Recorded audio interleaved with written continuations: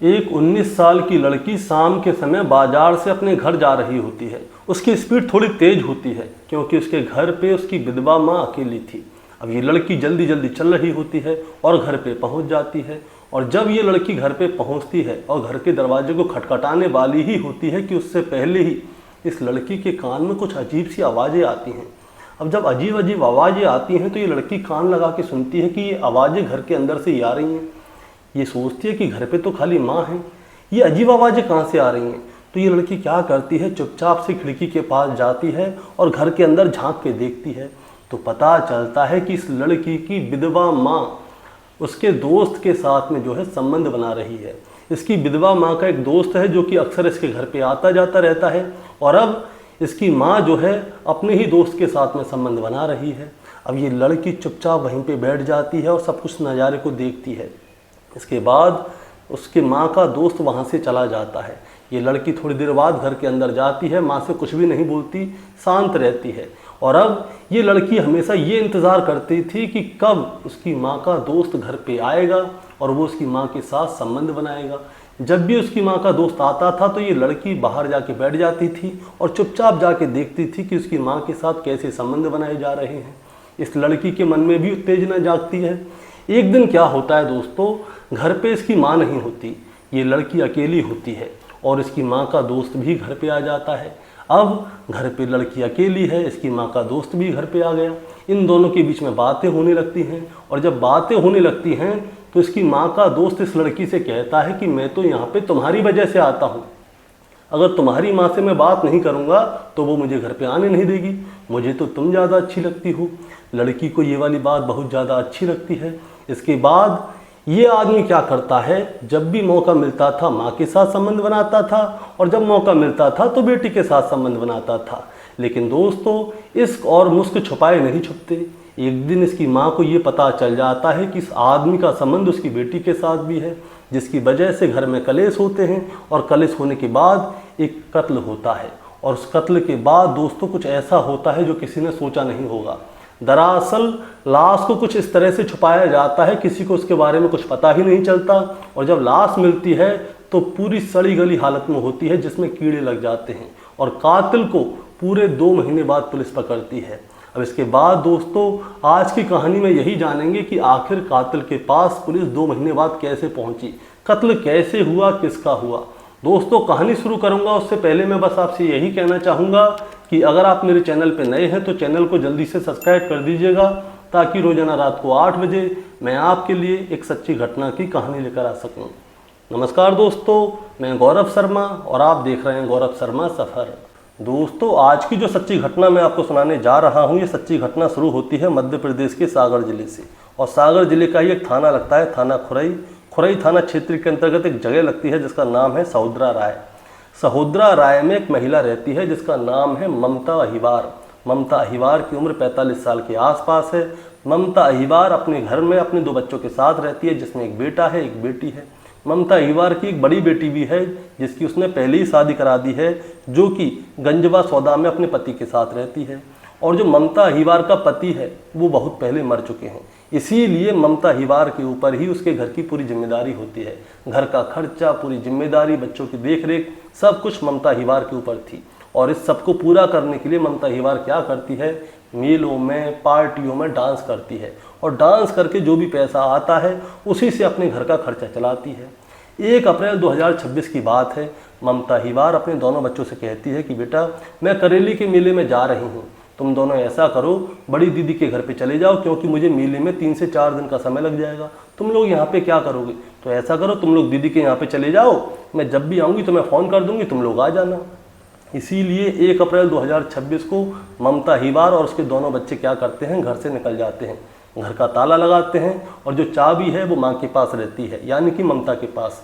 बच्चे गंजवा सौदा के लिए निकल जाते हैं और जो ममता अहिवार है वो करेली के मेले के लिए निकल जाती है। बच्चे अपनी बहन के यहाँ पे चले जाते हैं, रोज़ाना अपनी माँ से बात करते थे।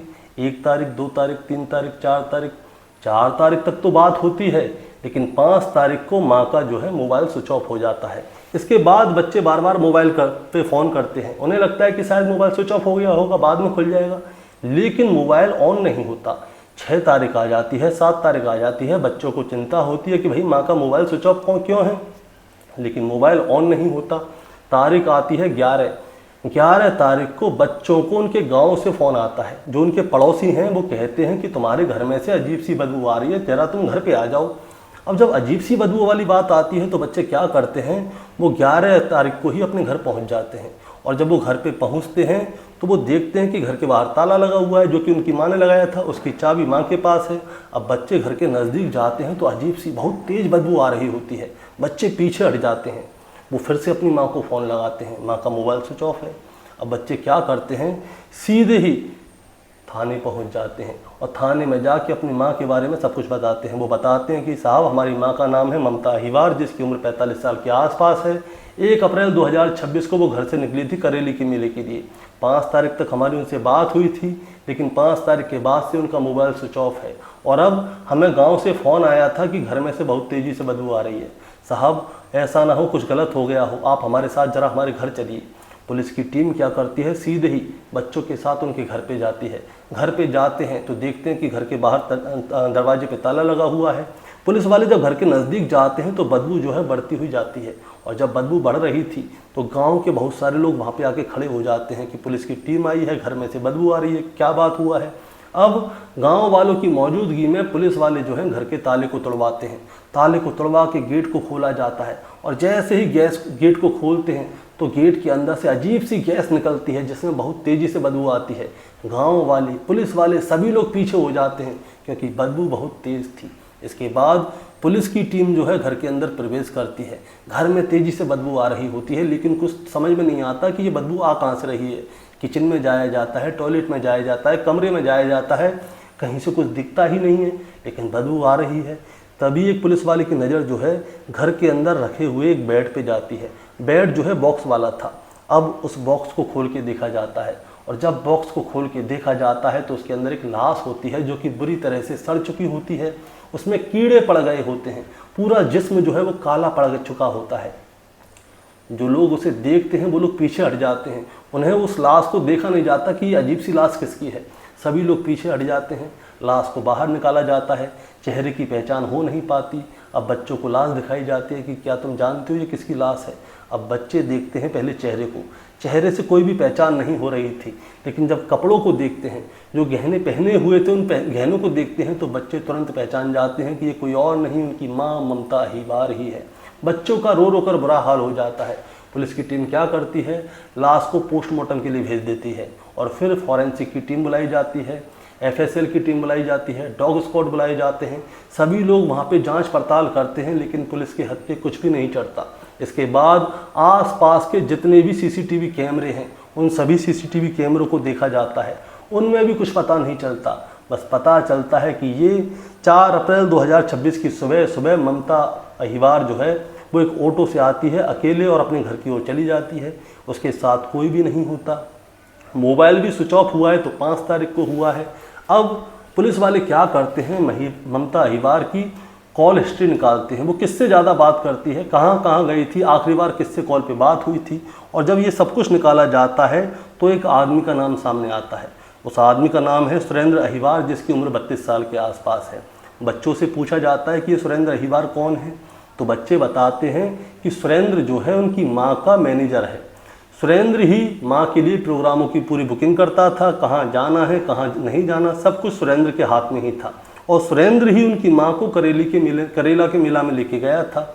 लेकिन बच्चों को सुरेंद्र के ऊपर बिल्कुल भी शक नहीं होता। बच्चे साफ कह देते हैं कि ये सुरेंद्र कभी भी नहीं कर सकता, क्योंकि सुरेंद्र तो बहुत अच्छा आदमी है, उनके घर पे रोजाना आता जाता है। अब पुलिस वाले क्या करते हैं, सुरेंद्र को ढूंढना शुरू करते हैं, लेकिन सुरेंद्र पुलिस वालों के हत्थे नहीं लगता। घर को देख के ऐसा लगता है कि घर में जैसे लूटपाट हुई है। अब एक महिला की लाश भी मिली है, सुरेंद्र का नाम सामने आ जाता है। उसके घर पे जाते हैं, घर पे सुरेंद्र होता नहीं है, उसका मोबाइल भी स्विच ऑफ होता है। अब पुलिस वालों को ऐसा लगता है कि कहीं ऐसा तो नहीं सुरेंद्र के साथ में भी कुछ गलत हो गया हो। इसीलिए पुलिस की एक टीम क्या करती है, सुरेंद्र अहिवार को ढूंढने में लग जाती है। और पूरा 1 महीना बीत जाता है। 1 महीना बीतने के बावजूद सुरेंद्र के बारे में पुलिस को कुछ भी खबर नहीं मिलती। गांव में खबरियों को छोड़ा जाता है कि खबरी जाएं गांव में और उनके बारे में जानकारी लेके आएं। पूरे 1 महीना बीत जाता है, कोई खबर नहीं मिलती। अब पुलिस वालों के सामने यही सवाल था कि आखिर ममता अहिवाल की हत्या किसने की और सुरेंद्र अहिवाल इस समय पे कहाँ हैं। दोस्तों 1 महीना बीत जाता है, कुछ नहीं होता, समय और गुजरने लगता है, पूरे 2 महीने बीत जाते हैं, लेकिन सुरेंद्र अहिवाल के बारे में कोई भी जानकारी नहीं है। ममता अहिवाल का कत्ल किसने किया और सुरेंद्र अहिवाल कहाँ हैं, कोई जानकारी नहीं थी। लेकिन तभी क्या होता है, 17 जून 2026 को एक मुखबिर के द्वारा पुलिस को सूचना मिलती है कि सुरेंद्र अहिवाल जो है सिंहपुर गांव में देखा गया है।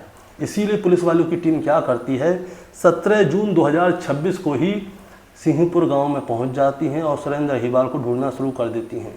तब दूसरा खबरी बताता है कि जो सुरेंद्र अहिवाल है वो एक चौराहे के पास दिखा है।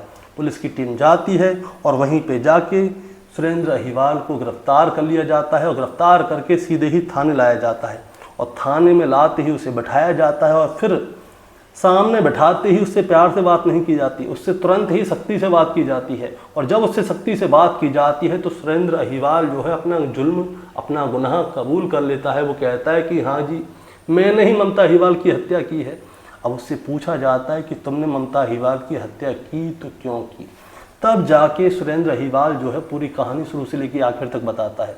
सुरेंद्र अहिवाल बताता है कि कई साल पहले उसकी ममता अहिवाल से जान पहचान हुई थी एक डांस के दौरान। इसके बाद वो जो है ममता अहिवाल के लिए प्रोग्राम का बुलाता था, बुकिंग वगैरह करता था कि कोई मेला है, डांस पार्टी है, कहीं पे भी सुरेंद्र अहिवाल ही सब कुछ करता था। ममता किसी से बात नहीं करती थी। सुरेंद्र उसके घर पे आता था, जाता था, सब कुछ करता था।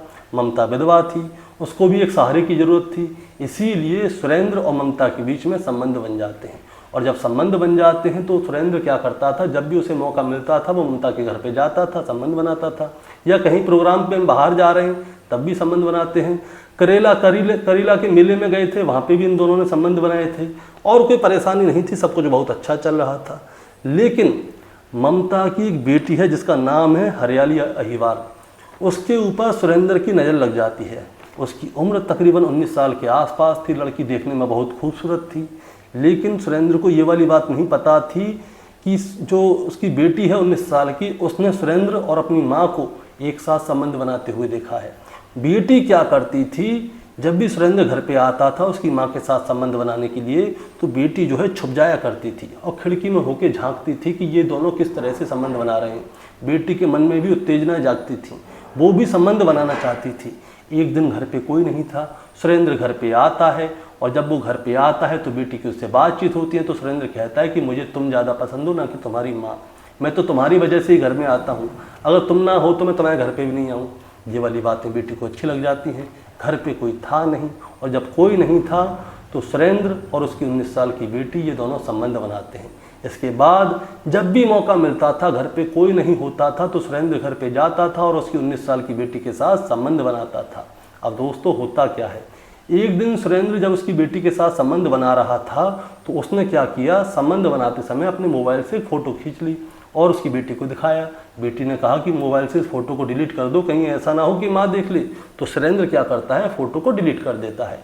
लेकिन उसे ये नहीं पता था कि ये फ़ोटो जो है रिसाइकिल बिन में चली जाएगी। सुरेंद्र फ़ोटो को डिलीट कर देता है, फिर संबंध बनाता है, अपने घर चले जाता है। इसके बाद 1 अप्रैल 2026 को करेला के मेले में उसकी माँ को लेके जाता है। वहाँ पे जो प्रोग्राम होता है, उसके बाद 4 अप्रैल 2026 को ये लोग वापस आते हैं। 5 अप्रैल 2026 को सुरेंद्र इसकी माँ से मिलने के लिए घर जाता है। अब सुरेंद्र और उसकी माँ जो है संबंध बना रहे होते हैं, यानी कि ममता अहिवाल। अब जब ये दोनों संबंध बना रहे थे उस समय पे ममता अहिवाल ने सुरेंद्र और अपनी फ़ोटो सुरेंद्र के मोबाइल से ही खींची थी और ये दोनों उस फोटो को देख के बड़े खुश हो रहे थे। सुरेंद्र ने वो फ़ोटो डिलीट कर दी। अब उसने सोचा कि ये फ़ोटो वापस नहीं आएगी, लेकिन ममता अहिवाल को इसकी पूरी जानकारी थी कि रिसाइकिल बिन में जाके वो फ़ोटो को रिकवर किया जा सकता है। ममता अहिवाल क्या करती है, रिसाइकिल बिन में जाती है और उस फ़ोटो को रिकवर कर लेती है। और तभी उसके नीचे एक और फ़ोटो होता है और वो फ़ोटो होता है उसकी 19 साल की बेटी का, जो कि सुरेंद्र के साथ बिना कपड़ों की थी। अब जैसे ही ममता देखती है कि उसकी बेटी उसके आशिक के साथ बिना कपड़ों की, तो उसको बड़ा गुस्सा आता है, उसका खून खौल जाता है। वो सुरेंद्र से पूछती है, सुरेंद्र उसको समझाने की कोशिश करता है लेकिन वो समझती नहीं है। इन दोनों के बीच में कहासुनी हो जाती है, कहासुनी जो है गाली गलौज पे आ जाती है। ममता कहती है कि मैं तुम्हारे जेल में मैं थाने जाऊंगी, तुम्हारी रिपोर्ट कराऊंगी, तुम मेरे साथ भी संबंध बना रहे हो, मेरी बेटी के साथ भी बना रहे हो। सुरेंद्र घबरा जाता है और जब वो घबरा जाता है तो वो क्या करता है, ममता के गले को पकड़ लेता है और तब तक उसके गले को पकड़ के दबाता है जब तक कि ममता की जान नहीं निकल जाती। 5 अप्रैल 2026 की रात को सुरेंद्र ने ममता की हत्या कर दी थी और अब उसकी लाश को ठिकाने लगाना था। सुरेंद्र क्या करता है, उसकी लाश को उठाता है और जो घर के अंदर बेड वाला बॉक्स था, बेड के बॉक्स को खोलता है, उसके अंदर डाल देता है, बंद करता है, रात को लगाता है ताला और वहाँ से भाग जाता है। ये सोचता है कि शायद पुलिस के हत्थे लगेगा नहीं, लेकिन उसकी लास्ट कॉल जो है वो ममता के साथ थी और 5 तारीख को जो उसकी लोकेशन निकली थी वो भी ममता का घर थी। इसका मतलब ये है कि सुरेंद्र ने ही ममता की हत्या की है और इसी के बिना पे पुलिस ने सुरेंद्र को गिरफ्तार किया और सुरेंद्र ने अपना गुनाह कबूल कर लिया। अब पुलिस ने सुरेंद्र को जेल में पहुंचा दिया है। दोस्तों, इस कहानी को सुनाने का मतलब आपको परेशान करना या विचलित करना बिल्कुल नहीं है, बस आपको बताना है और जताना है। बताना जताना ये है कि कभी भी हम अगर गलत रास्ते पे चलेंगे तो हमको ठोकर जरूर लगेगी, कांटे भी लगेंगे, हो सकता है कि कोई गड्ढा हो वहाँ पे भी जाके गिर जाएंगे। अब जो ममता है वो जो है अपने मैनेजर के साथ में संबंध बनाती थी। उसकी बेटी को ये वाली बात पता थी, अगर वो चाहती तो चुप रहती, जो बना रही है बनाने दो भाई, बाप है नहीं उसका, बना रही है, या फिर अपनी माँ से जाके बात करती कि ये आप गलत कर रही हो, आप किसी और के साथ संबंध क्यों बना रही हो, अगर संबंध बनाने तो शादी कर लो। नहीं, उसकी बेटी ने क्या किया, चुपचाप अपनी माँ के प्रेमी के साथ में संबंध बनाना शुरू कर दिया और जब उसने अपनी माँ के प्रेमी के साथ में संबंध बनाना शुरू किया तो फोटो खिंच गया, माँ को पता चल गई और पता चल गई तो लड़ाई झगड़े हुए और उस झगड़े की वजह से ही, अपनी बेटी की वजह से ही उसकी माँ की जान चली गई। अगर बेटी अपनी माँ के प्रेमी के साथ संबंध ना बनाती, अगर इतनी ही प्यार उमड़ रहा था अंदर तो कोई बॉयफ्रेंड बना लेती, लेकिन उसको तो अपनी माँ का बॉयफ्रेंड ही पसंद था। अब उसके साथ संबंध बनाए। अब लोगों के सामने जब ये खबर गई कि एक ही आदमी का माँ और बेटी दोनों के साथ संबंध था और बेटी के चक्कर में प्रेमी ने माँ की हत्या कर दी, तो सभी लोग सोचने पे मजबूर हो गए। दोस्तों, आपका क्या कहना है इस कहानी के बारे में, आप जरा हमें कमेंट में बताएं। चैनल पे नए हैं तो सब्सक्राइब करके जाएं ताकि रोजाना रात को 8 बजे मैं आपके लिए एक सच्ची घटना की कहानी लेकर आ सकूं। नमस्कार।